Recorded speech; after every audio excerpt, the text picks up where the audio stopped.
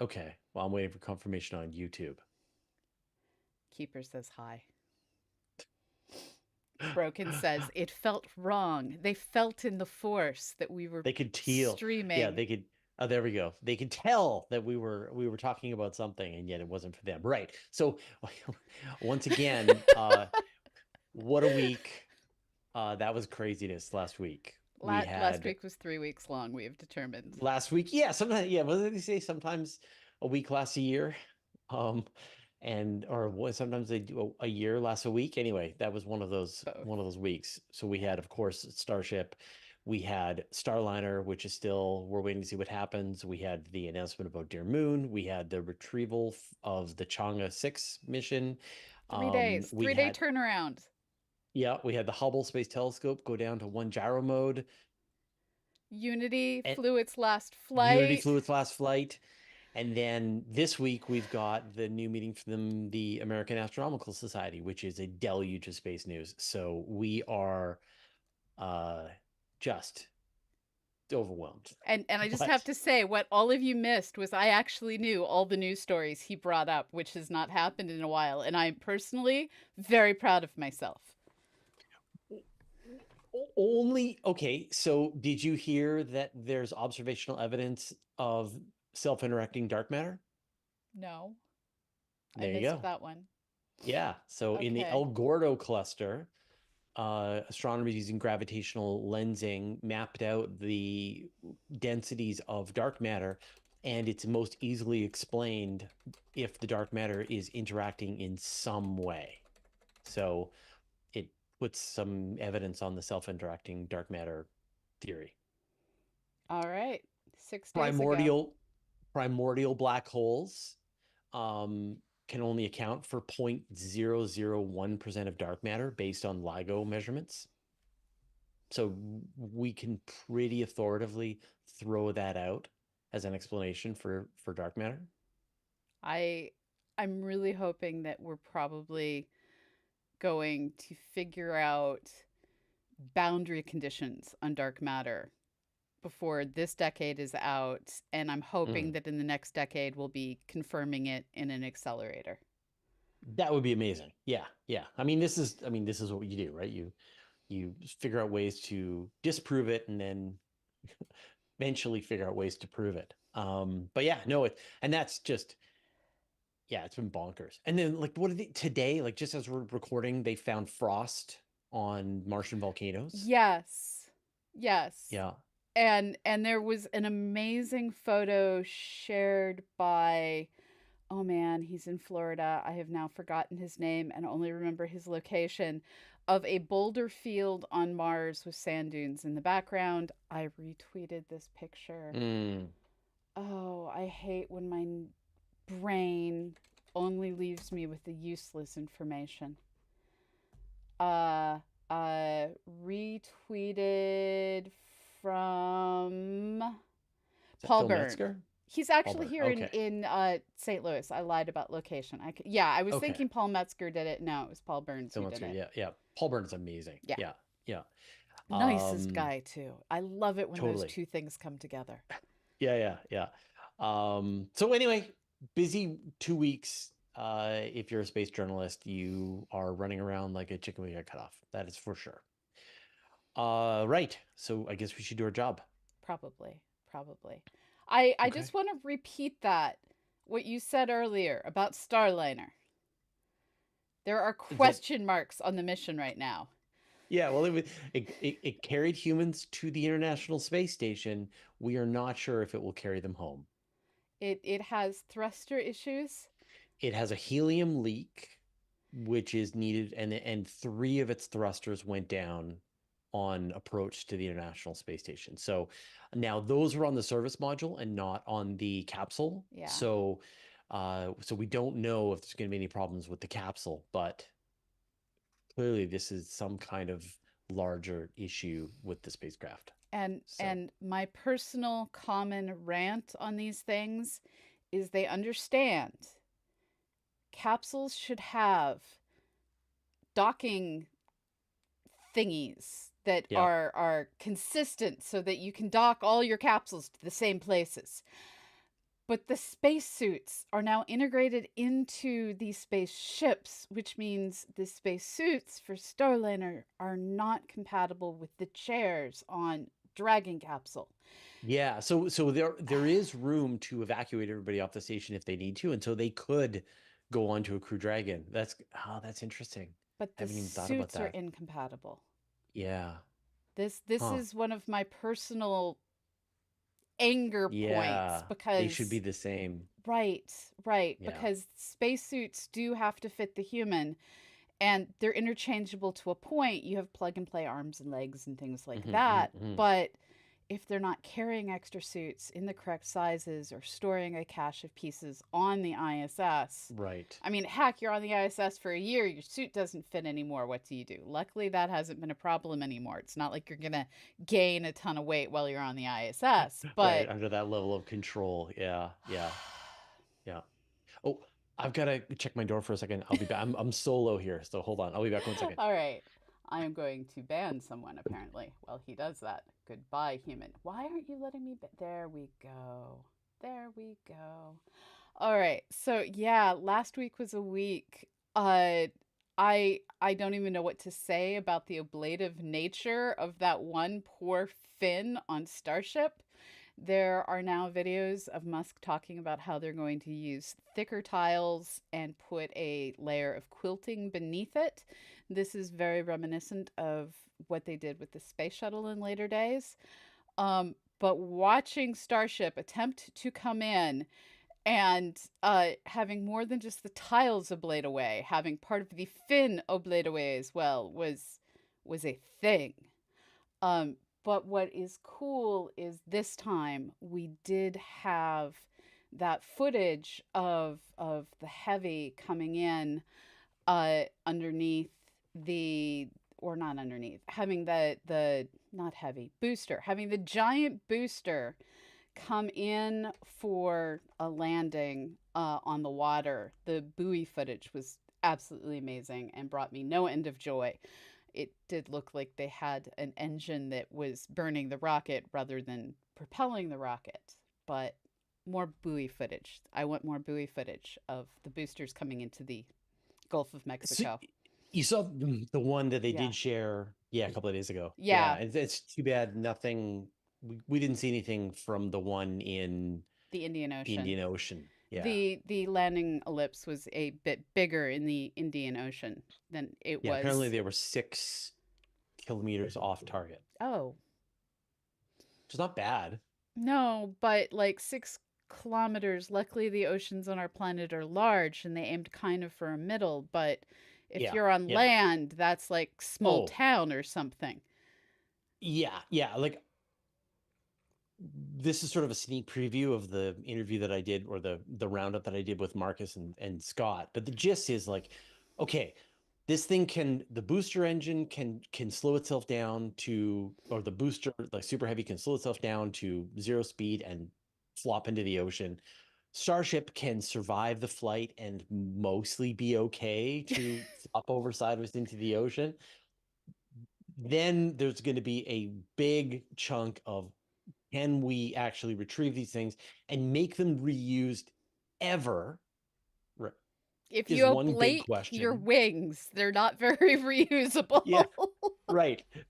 And then it's another big gap to get to rapid reusability. And so I think a lot of people are like, oh, if this, as soon as it works, then we're on to rapid reusability. And like, no, we are who knows how far away from rapid reusability, but it's going to be this long time. These things come back. They're going to be analyzed very carefully.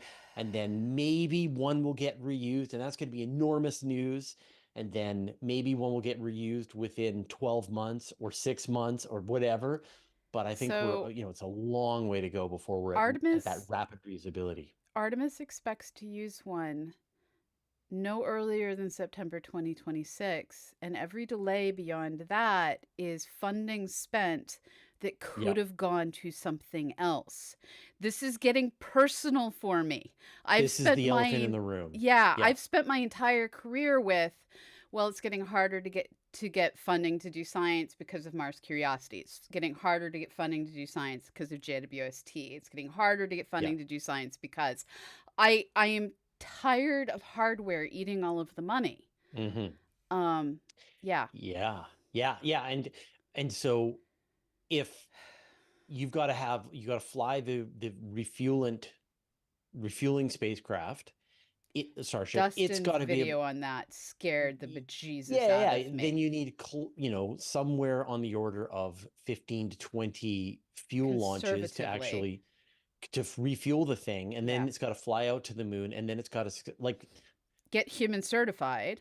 it's got to be human service. It's got to demonstrate that it can land safely on the moon and go back up into space. Like, there's just a giant list. Yeah, Like, it feels like it is a decade's worth of development that years. needs to happen, and it needs to be ready to go in 2 years. Yeah, It's a tall order, but I think, like, what we saw, and I really feel like it was a huge milestone, because what it was a demonstration that there was a new heavy lift vehicle capable of deploying large amounts of mass into orbit. yes, that I agree with. We can There now is lift nothing really else heavy like this. things into Yeah. space.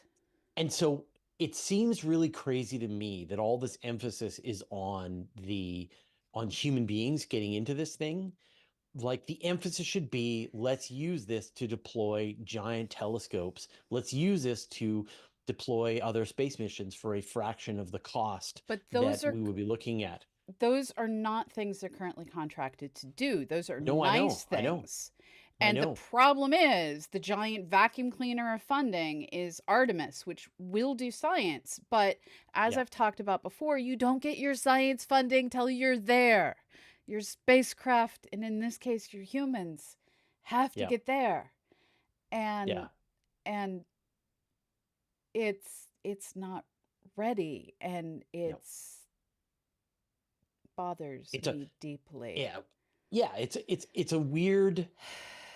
It's a weird list of, like, I totally get that NASA thought, okay, yeah, let's go with, like, the Starship is the Yeah. only lander that meets our requirements. Let's go with that. But now the question is, will it actually be delivered on time, on budget? Is it going to perform all the fun? Oh, maybe not. Maybe it's going to take longer. Who knows, right? We don't know. And the Um, problem with the commercial spending versus the federal government contractors that they used to use is with the federal funding, with the old style government contractors, like it was one and done. They knew what they were doing. They were getting contracts that actually covered all of their costs. They weren't expected to make up mm, things on commercial usage. With Starship right. Lunar, there's currently no known commercial reason to go to the moon. And so Starship is getting developed with the heavier Starlinks in mind, with the heavier launch Hmm. capacity in mind. And Starship going to the moon is an add on, which is the thing NASA needs them to do. Yes. Yeah. Yeah. And so it's not the plan for how this spacecraft is going to evolve in the near term, and yet it's going to have to fulfill this completely different um, flight parameter. Yeah, 100% agree with you. I think it's a big it's a big problem, and I just, like, obviously, we don't know how this is all going to play out, and I'm sure there's a lot of people who really think SpaceX is going to pull this off, but if you just got to be realistic and conservative, and let this play out. you know I don't think anybody can deny what an amazing change a two-stage reusable rocket system would be for every aspect of how we approach space. But also, rocketry is difficult and complicated, and it's going to take longer than we think, and there's going to be problems, and things are Yeah. going to explode more things are going to explode, and you don't Bigger, have people on them. bigger booms. Bigger booms, yeah. Yeah, I mean, one all it takes is one super heavy to not land correctly, and it takes out the launch gantry. Yeah. Yeah, and Right. that's the thing that gets me is all of this will they try and catch five with the chopsticks? If they miss, that's their tank farm, that's their Yeah. landing pad, that's their launch pad. It takes out everything. And what's worse is if they land off to the side, on top of like one of their production facilities Right. or a Yeah. town. There's a Yeah. They could. town Right. I mean, they could take out a whole fleet of starships being constructed. or Yeah. a Yeah. town. Or a town. Yes. I mean, the level of precision they had with Super Heavy was great, and that's Yeah. what you want to see. But you're exactly right. I mean, Boca Chica is right there. Close enough to watch, close enough to be in the blast zone. All right, let's get on with recording today's All right. episode. Okay. I apparently sidetracked myself with the discussion of things going potentially boom and sticking astronauts in space to keep them there. I need to open Audition. People are mentioning they're building a second tower. Yeah, they're building a second launch tower at Boca Chica. They're building two at Florida. They're going to be scaling up the Super Heavy Starship factory. In theory, they're going to be. They say eventually they'll be producing one new Starship a day, which just seems mental to me. But Why, if they're you know, fully reusable, why are they going to need that many? Is the question I they have. won't. Well, I mean, to send 1 million people to Mars is why. Yeah, I know. I know. I'm not saying that'll ever happen and that's a good idea. I You know, appreciate that you totally can read my mind when I make that yeah, face. yeah. Like send 100 people to Mars and watch them all die, and then colonizing Mars is put off for another 100 years. I believe that's how it will play out. I'm not ready for 100 people to randomly die because the No, billionaires miscalculated. well, it'll be millionaires paying their way. Right. Well, so still, killing 100 millionaires may do something for socialism, but Right. it's Yeah. unlikely to be healthy for space exploration. Yeah. And it's the billionaires who are making this happen. Yeah. So I mean, I think if I was to kind of like try to predict how this is going to play out, Starship is going to be used for launching Starlinks and other satellite constellations like crazy. They're just going to fill them with satellite constellations, and they will launch hundreds of thousands of communication satellites around the Earth, and And this is those how things are we going to be get the flying Kessler syndrome. nonstop. Yes, um, that you're going to get interesting science missions put onto Starship. You're going to have some really interesting stuff start to be possible where satellites are going to be captured, brought home. Maybe space junk is going to be captured and brought home. And then you're going to see starships being used for sending people to and from a base on the moon, a base on Mars. But if it just feels so Premature? distant, yeah, so distant to me that humans are going to try to live on Mars. Like there will be people who say, "I'm a Martian now." That part seems just so out there. And I'm not ready for the company town to come back. Yeah. Anyways, I have feels. I have fewer feels about exoplanets. Let's talk about exoplanets. Yeah. I Yeah. am pressing record on the video. I am pressing record on the audio. The Yeah. recording is occurring. Okay, here we go. Astronomy Cast, episode 723, Exoplanets by the numbers. Welcome to Astronomy Cast, our weekly facts-based journey through the cosmos, where we help you understand not only what we know, but how we know what we know. I'm Fraser Cain. I'm the publisher of Universe Today. With me, as always, is Dr. Pamela, a senior scientist for the Planetary Science Institute and the director of CosmoQuest. Hey, Pamela, how you doing? I am doing well. It is the American Astronomical Society meeting this week. I am attending virtually and tweeting out as much news as I can on threads. I have no clue what that's called. And I'm Reading, loving the Freeding? science. I have no idea. Yeah. There, it before the show we were talking about just how crazy last week was with Starship and Starliner and Chang'e 6 And and Unity. other and Unity and Hubble. And then this week it's the American Astronomical Society. So we do not get a break. It is No. just mayhem last week, mayhem this week, but hopefully we are going to be able to sort of get as much science and space news out as we can handle. So if you want to support the work that we all do across all of our platforms, definitely go and join our Patreons. We've got the Astronomy Cast Patreon, you've got the CosmoQuest Patreon, and of course the Universe Today Patreon. So that's a way for you to directly support all of this independent space news education that we do across our platforms. It's true. We hope to see you It, there. astronomers have discovered thousands of exoplanets, revealing entirely new types of worlds that we just don't have in the solar system. It's enough to start getting a rough sense of what kinds of planets are out there. What's the big picture? We'll talk about it in a second, but it's time for a break. And we're back. All right, how do you want to approach this? And we're gonna like statistically speaking, numerically speaking, let's get a sense of what's actually out there in the Milky Way as we understand it now. So I think my favorite place to start is looking at how things were detected when we did our first episode of exoplanets back in 2006, and then Wow. comparing that to today. And I actually found on Our World in Data, of all places. I love this website. I was not expecting it to have this much exoplanet data. A I didn't know that either. That's Yeah, amazing. it's It's a really great good. website, Yeah, but I use it yeah. for like COVID and things Right. like the crime statistics. Yeah. So Okay. exoplanet data. Back in 2006, when we were first talking about this, the big thing was radial velocity detections, where you're Yes. looking at the gravitational pull and push in the line of sight of the observer by the planet going round and round and round of the star's light. Um, Back then, there'd been 176 planets detected using the radial velocity method. And Wow. we were just starting to talk about transits. At this point, 11 planets. 11 planets had been found via the transit method. That was it. Huh. Now, now fast forward, there were only 203 total exoplanets known back then. 203. And what are we now? 5,800, close to 6,000. So the data I have is for the end of 2023, which I think Mm. at this point it's fair to get it at the end of the year and just know it's just growing exponentially.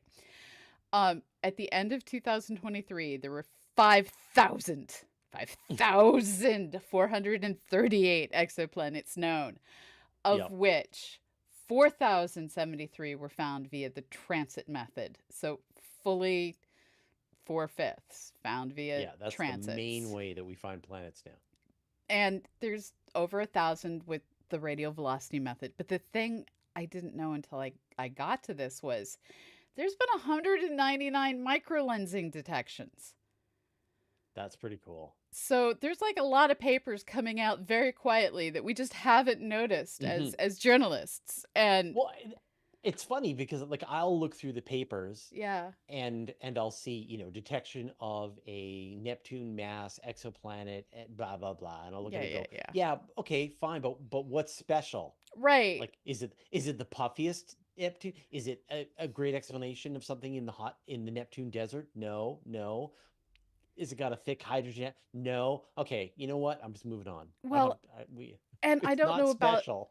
I don't know about you, but if it's not a press release, if it's not in ADS and it's not in Nature, I don't notice it. It is Mm. accidentally dead to me because I can only look so many places. So I add archive, Oh, right? And so that's what I meant. I ADS archive. yeah, yeah, yeah, yeah. But even the ones in our, so you're gonna get all of the planet announcements through those methods you just mentioned. And the ones that are like considered really interesting by, say, the public relations officer will then get pulled from archive or nature or whatever, and then they'll get a press release written about this planet. But there's got to be something special about it. And I have a slightly different preference perspective on what is interesting, what makes an interesting planet to me. Yeah. And so I will layer that on top of what the press releases show. And so I'll spot planets that are like, okay, that's really weird, like a circumbinary planet on a um, circumpolar orbit, Yeah. right? That's weird. And I don't see a press release about, okay, that's the kind of thing that we'll report on. So, but a lot of them, just like boring, Yeah. another hot Jupiter founder. Is it fastest? No. Is it the most massive? No. Okay. Is it got the And when it fastest winds? Nope.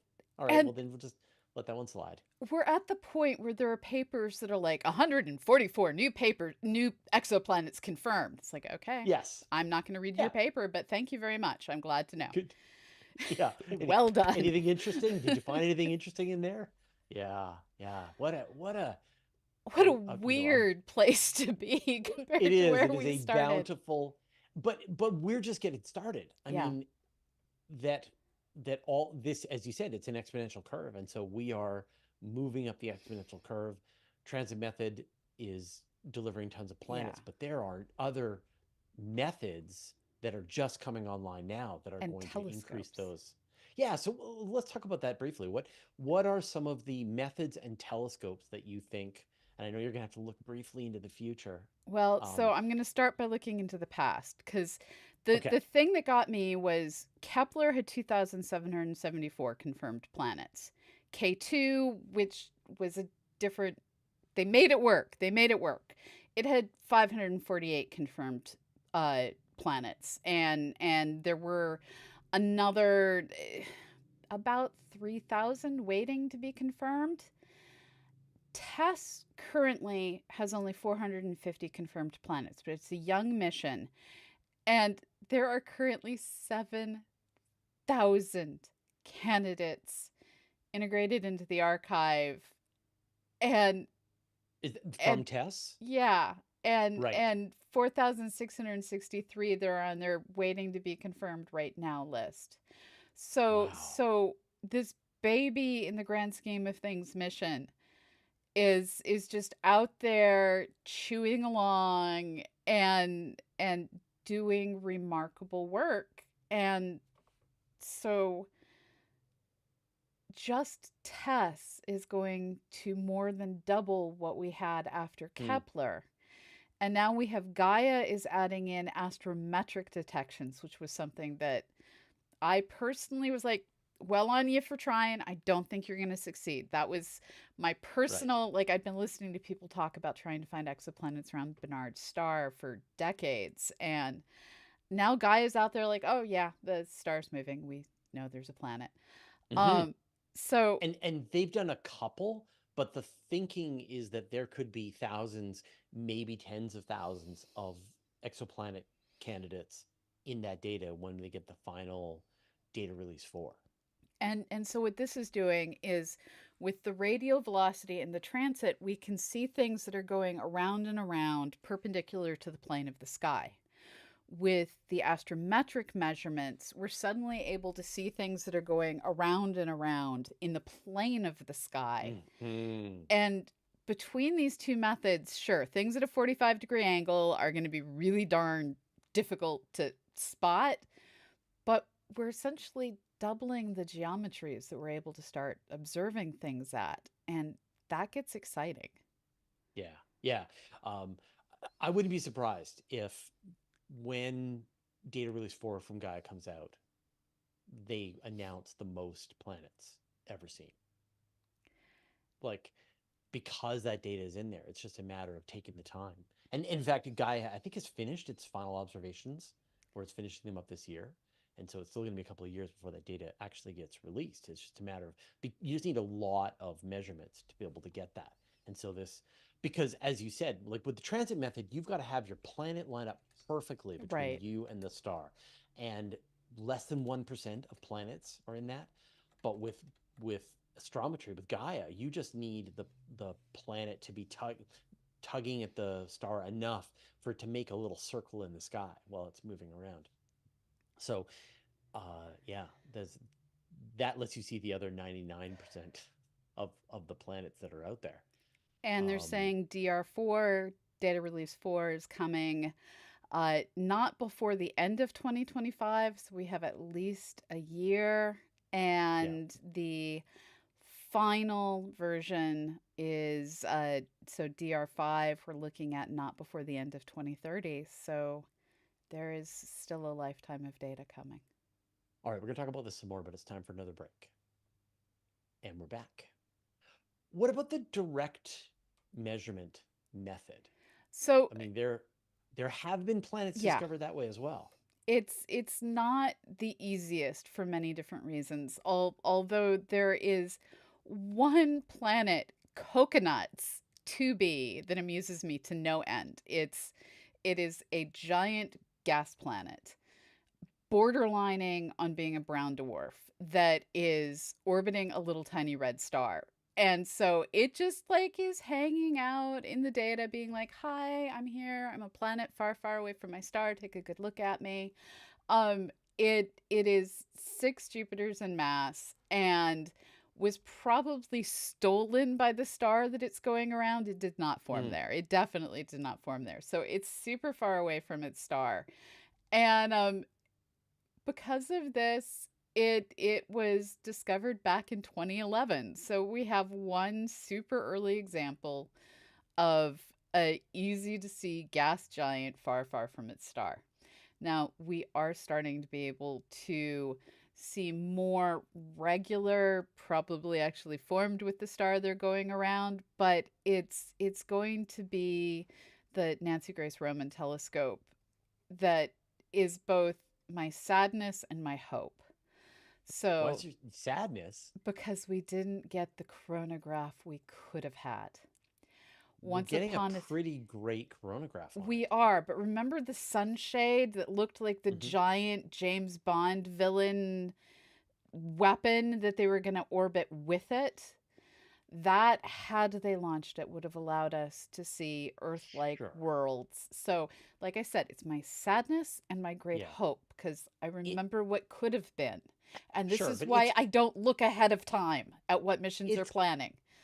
it is going to be able to dim the light from the star to be able to reveal objects that are 1/100 millionth the brightness of the star. Yes. And that corresponds to Jupiter around the sun. Yes. So when they focus in on a star, they will be able to directly observe Jupiter's in orbit around that star with Nancy Grace Roman. Yes. But to be able to see an Earth, you need it to be 1/10 billionth. So there are several orders of magnitude still required to be able to get there. But with Nancy Grace Roman, this is the test platform to try out a bunch of the technology that will then get used in the Habitable Worlds Observatory. And so, as I always say, you want to spacewalk before you space run. Yeah. And Roman is the slowest built telescope, it feels like. This is a telescope that it turned out the Air Force just kind of had hanging around. It's no big deal. It was a spare and they handed Yeah. it over to NASA, and NASA has been chugging along, building instruments for it, getting it set up. It's not a Hubble replacement. We had initially hoped it would be a Hubble replacement. It's working in the infrared. It's designed as another survey scope, and I you probably know more than I do. You follow things that haven't launched. I step That's away right. from That's right. things. I'm willing to pay attention to things that are going to happen in the future. They just While break my you, heart too I many know, times. I know.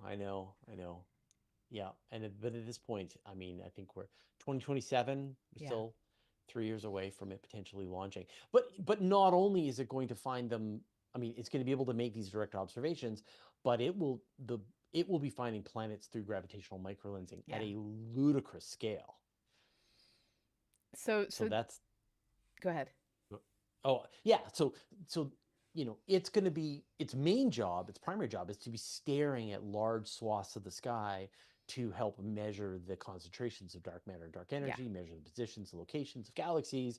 But because it's going to be staring at these things for so long, it's going to spot tiny variations in brightness yeah. All the blips. of all the little blips of the stars passing in front of other stars, and then the slight change because of the planet that's in tug with the star. And so you're going to get, again, as a just a side effect of the kinds of observations that it's doing, probably tens of thousands of micro of like gravitational lensing planets. But the problem is they're one time only. Yeah. You get the observation and you're like, well, that's all. At least we can tell general rough categories. And But the LSST on the Vera Rubin telescope, so the large survey of space and time on the Vera Rubin telescope, is going to also catch lots more of these little blips, but its cadence isn't as good for microlensing.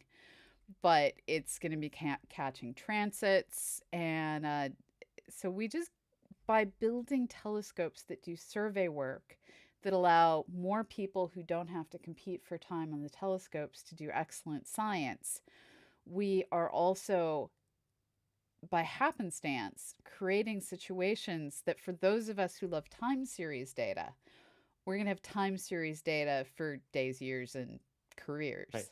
By the exabyte. Yeah. Yeah. Yeah. All right. We're going to talk about this some more, but it's time for another break. And we're back. So there was a paper that I had read and reported on that if you just take the growth curves of exoplanetary discovery and you just project that out into the future, by say 2050, we should be in the millions of exoplanets known. It's one of these things where we are increasing the uh, distribution in how far they are away from their star that we're able to see them, and we're increasing the allowed angles that we can detect them at. And with potentially the majority of stars above a given metallicity having planets, now, not all stars, globular clusters seem to be great voids of no stuff to build planets out of.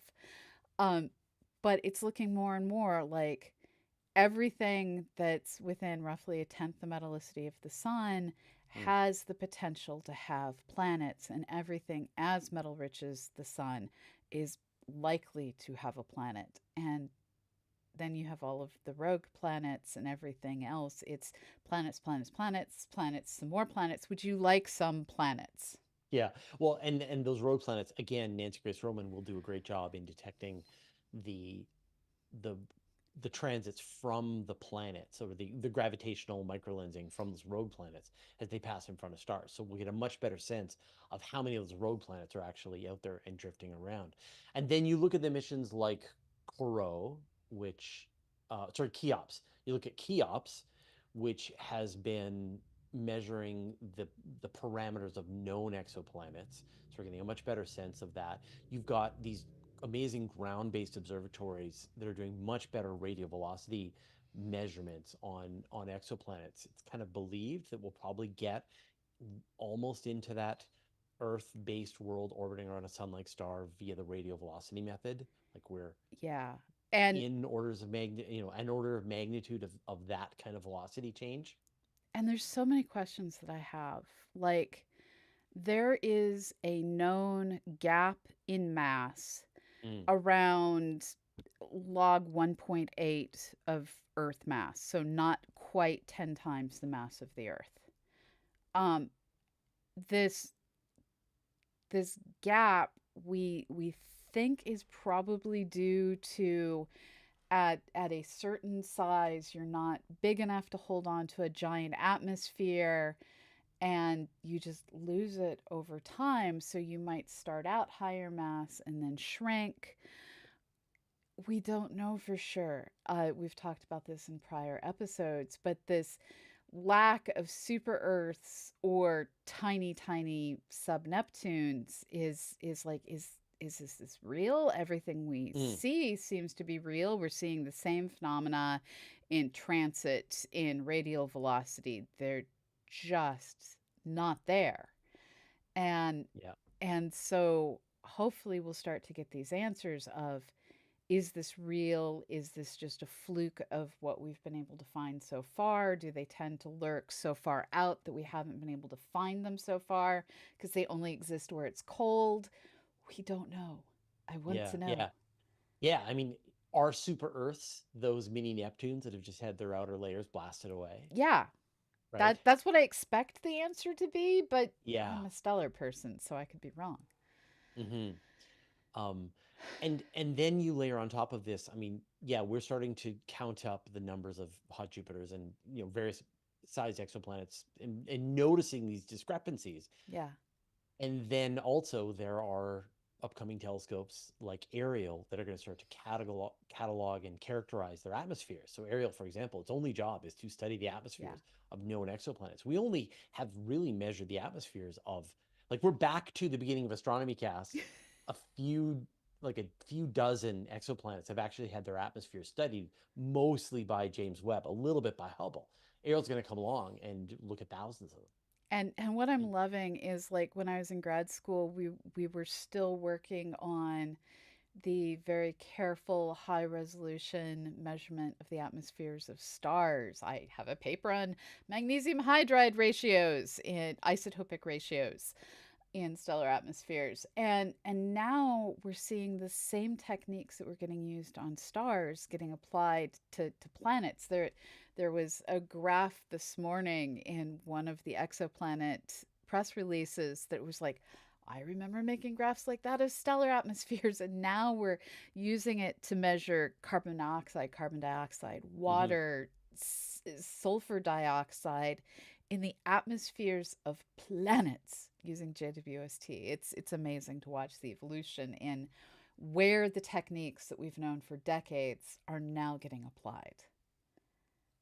How far away are we from knowing kind of what's average and expected out there? That this is kind of what an average exoplanet or planetary system looks like, distribution of planets, sizes of planets, uh, which ones are in the habitable zone, which ones have atmospheres and things like that. Are we in striking distance of that, or is it still a long way off, do you We think? are in striking distance of being able to say this is what planetary systems around certain size stars, particularly the small Mm, stars, look like. So, what you right. want to do is, as a function of star type, what is the planet types?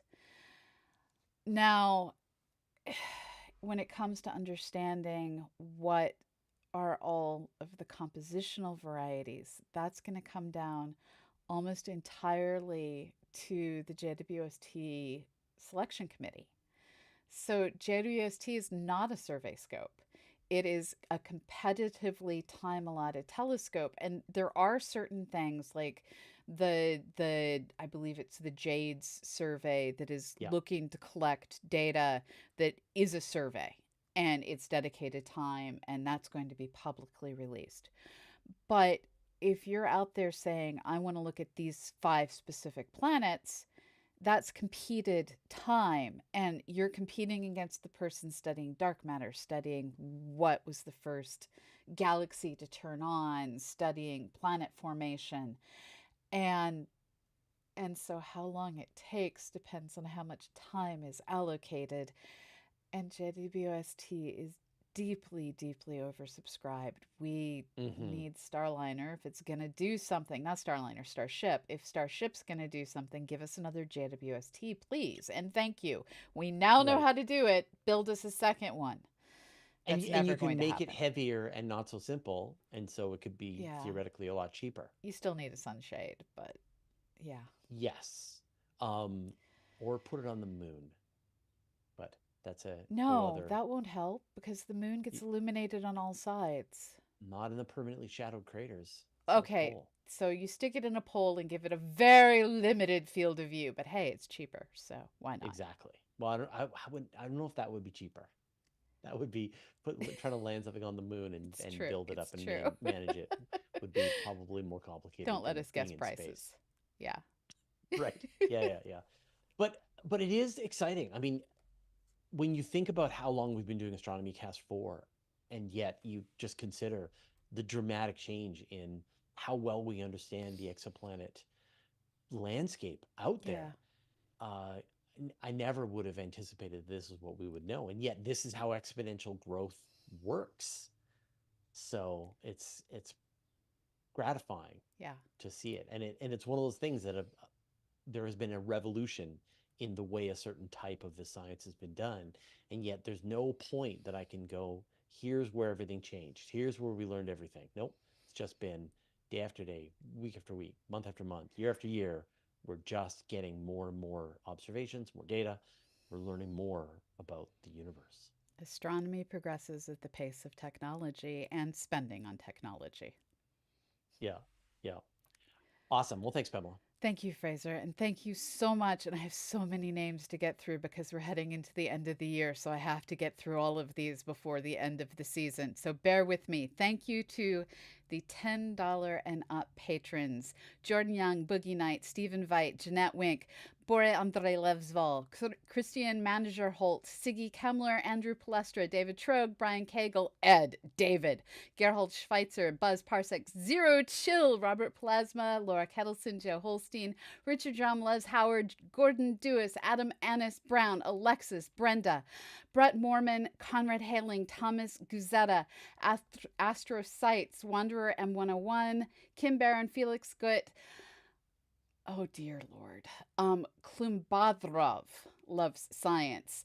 Jarvis Earl, Tushnar Nakini, Mike Haizu, William Andrews, Gold, Jeff Collins, Massa Herleus, Simon Parton, Jeremy Kerwin, Kellyanne and David Parker, Harold Bogan Hagen, Alex Cohen, Claudia Mastriani, Kinsaya Pinflanco, and Matt Rucker. Thank you all so very much. Thanks, everyone, and we'll see you next week for the penultimate episode before we go on hiatus. All right. Bye-bye, everyone. And then they saved.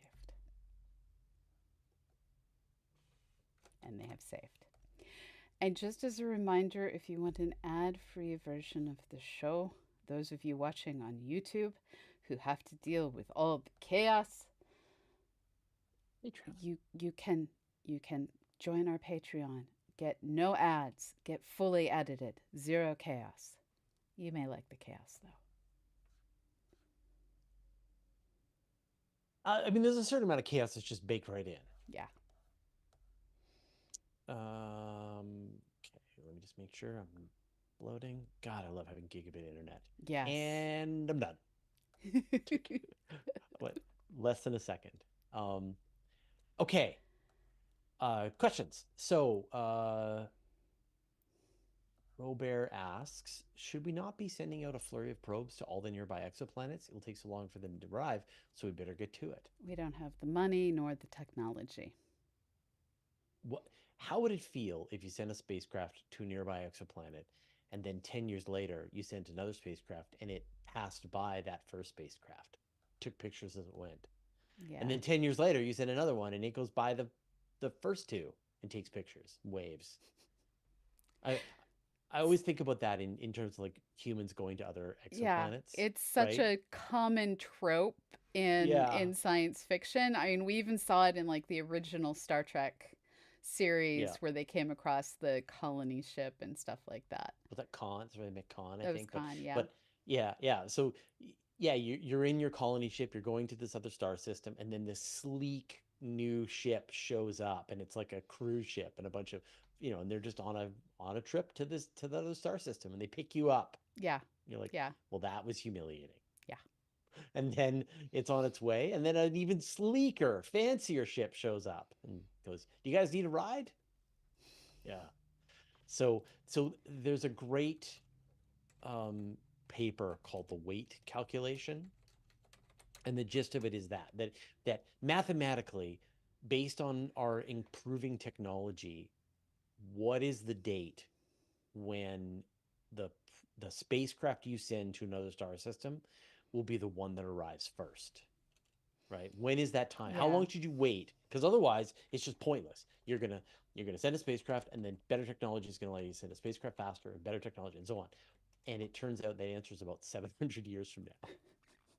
That if you just wait, if you just keep following the technology curve, that if you send a spacecraft in 700 years, no other spacecraft will go past it when it makes that flight to the nearest star system.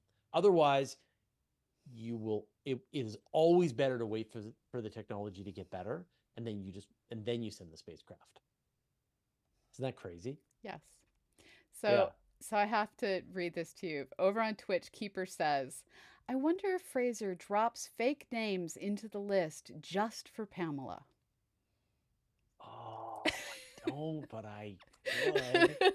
Oh, I have a couple where they're in like binary, like some of my patrons, they're in like binary code, or they're in Arabic, and I'm like, well, I got to read this out, and so I'll go and I'll figure out what it is, and I'll translate it into English, or give some kind of pronunciation so I can even say it. Right? What do I do? There's like a Hebrew word. I'm like, I don't even know how to say this. I now want to find out if Google supports, what is it, Ashbara, the Star Wars alphabet. I'm mispronouncing it. Oh, okay. As, I, good lord, it's gone. I I've wonder if been watching Star Wars the past week. have you? Yes, Oh, Kenobi is really good, and I missed it when it oh. first came out. Now, did you watch oh, why am I having trouble remembering the name? Not Kenobi, Andor. Did you Yes, watch that's my Andor? favorite. By far. Andor is hands down Yeah, the best. absolute best. Yeah. So the thing that I've been watching this week is I've finished off Alice in Oh, Borderlands. I've heard about Did you that. I ever watch haven't that? gotten it to it yet. No. Yeah, it's really good. Did you ever watch Squid Game? Yes. Okay, so similar premise, um, but I actually liked Alice in Borderlands a lot better than I like Squid Game because like Squid Game is very much about a bunch of people are what were people willing to do for money? Turns Yeah. out they're willing to risk their lives and hurt Yeah. each other.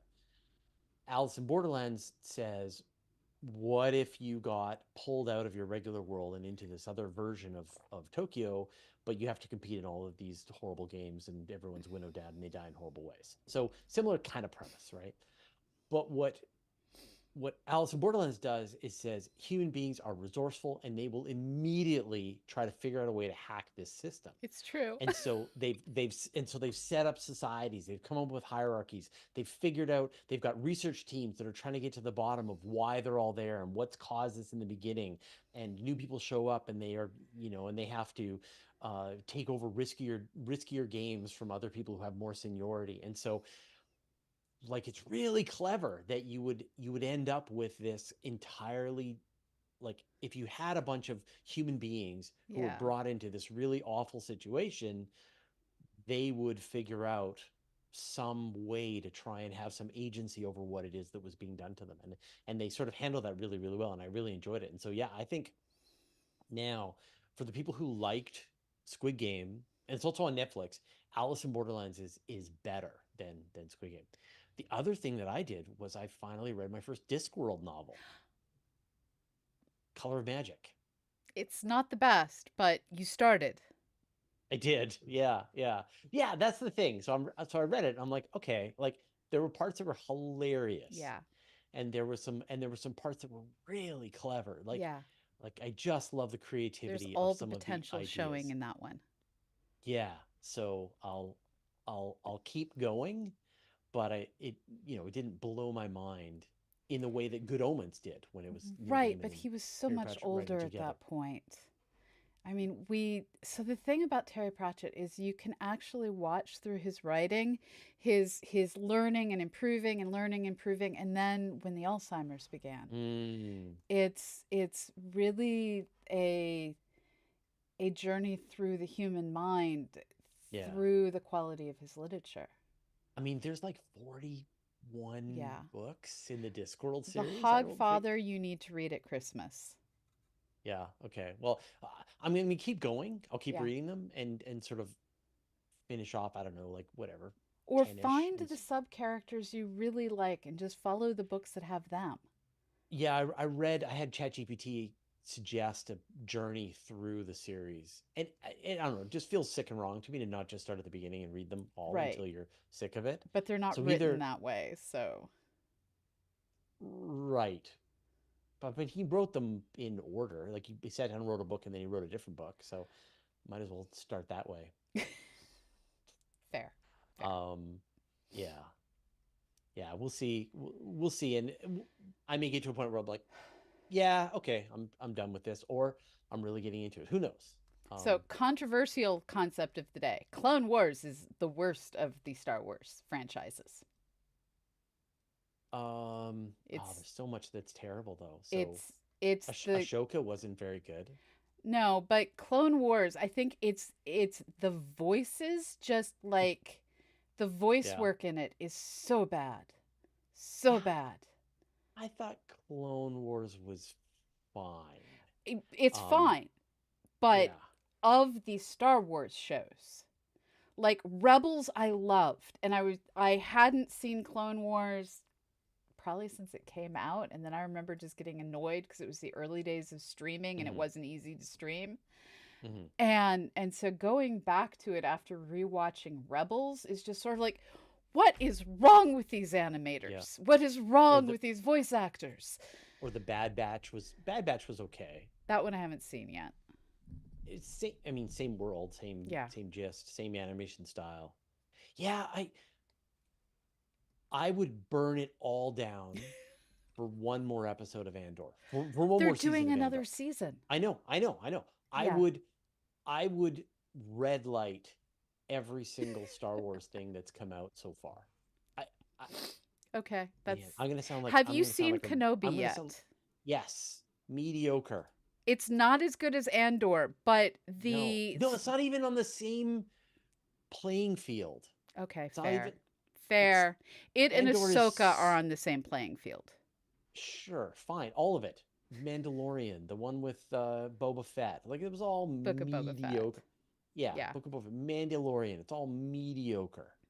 Andor is superlative. Yes. Yes, it is. Andor is transcendent. Yes. Andor Agree stands. completely. Andor stands on the platform of other with the Expanse and For All Mankind, Battlestar Galactica. Like Yeah. it's up there with Yeah. the quality of other science fiction. Yeah. And then everything else that has come out so far from Star Trek is mediocre. So not Star Trek, Star Wars is mediocre. Although I could probably say the same for Star Trek.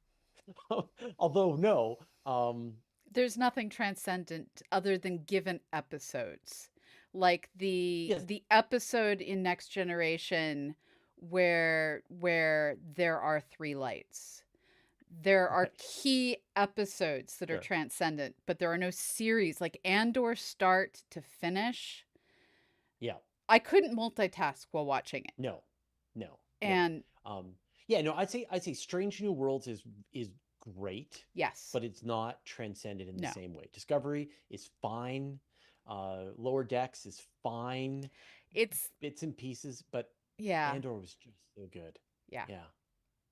So if you're like, man, like you could watch only Andor and then yeah. nothing else from the Star Wars releases on Disney, and you'd be fine. And they're pumping it out as fast as they can, but I wish they would do more stuff like Andor. I wish everybody would do more stuff like Andor. So, um, yeah, It's written for our time. You're right to compare it with Battlestar Galactica. That's the correct comparison, I think. yeah, yeah, I think so. Yeah, yeah. I would say like the great science fiction, Babylon 5, Battlestar Galactica, Yes. Andor. Uh, I would put Next Generation, Stargate SG-1, Yeah. um, For All Mankind, first season for sure, First and season, yeah. Expanse. Yeah, yeah. I would put those all on must watch, Yeah. and then Star Wars, like you're gonna watch them because you like Star Wars. I did like Kenobi. I will admit to liking Kenobi. I I got the but you're character are you arch and done? character redemption that I wanted. Yes. Are you finished it? Okay, all right, Yes. all right, I got the okay, character redemption I wanted. yeah, And there's okay, one episode of Ahsoka that gives me character redemption I wanted. all right. Spoiler free information there. All right, we should wrap things up. Yes, we So thank should. you everyone for hanging out with us today. Thank you, Pamela, for giving us the update. Um, hey, what are you doing? What's happening that So people should be watching? right now, I this week I will be social mediating my brains out as much as I can around everything else. Going to a conference virtually is not the same, and it makes me It, sad.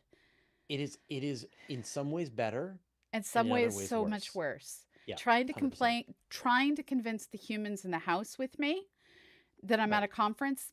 Therein lies the rub. I mean, Um, for me, it's great because I'm sitting on my computer, high speed yeah, internet. I'm able to focus on the stuff, get the news out. But there is a kismet, yeah. random, stuff that happens when you're out at a conference that you just don't get, The that you're things just you never going to hear get. over dinner that aren't going to be said from the podium. Exactly. The chances to do follow-up questions with somebody when they're talking, Ask off the and you record questions. and exactly. Yeah. Yeah. And so it's funny we should go, but um, we realized that you don't report on the stuff Yeah. at the meeting. Yeah. So if we are going to send journalists to the American Astronomical Society meeting, we will send people to not cover anything that has a press release. They're forbidden. Yeah, that's stuff that people back home can do. People could, yeah, exactly. You watch the video, you can read the press release, you can read the paper, you can report on it. But when you're there, your job is to find stories. So Yeah. So I want to go to all the plenaries because it's a quick way to catch up. It's like reading review papers but fed to you orally with highlights. perfect. So I'm looking forward to all the plenaries. I'll be social mediating all of that, threads and Twitter. I'm never calling it by the other name. And this week I've decided I'm going to attempt to turn some of the photos I took of the aurora from a couple of weeks ago into Mm, paintings, taking inspiration from some of the other artists out there on the internet. So that will probably be over on my personal Twitch channel tonight at 10 p.m. Eastern. So sounds good. go give Star Strider with a Y over on Twitch a sub. Not a sub, a All right. follow. What Okay. about you? What are you Thanks. doing? Well, so I just did my chat with Scott Manley and Marcus House about Starship 4, so that'll come out probably later on today. Anton is busily editing it right now. Apart from that, I got my questions and answers show tonight. I just released an amazing interview to the patrons about a lunar, sort of all of the lunar science that can be done, all the astronomy can be done from the surface of the moon. It's amazing. So yeah, tons of great interviews coming out over the next couple of days. So we're busy, busy, busy. That's awesome. All right. Back at So it.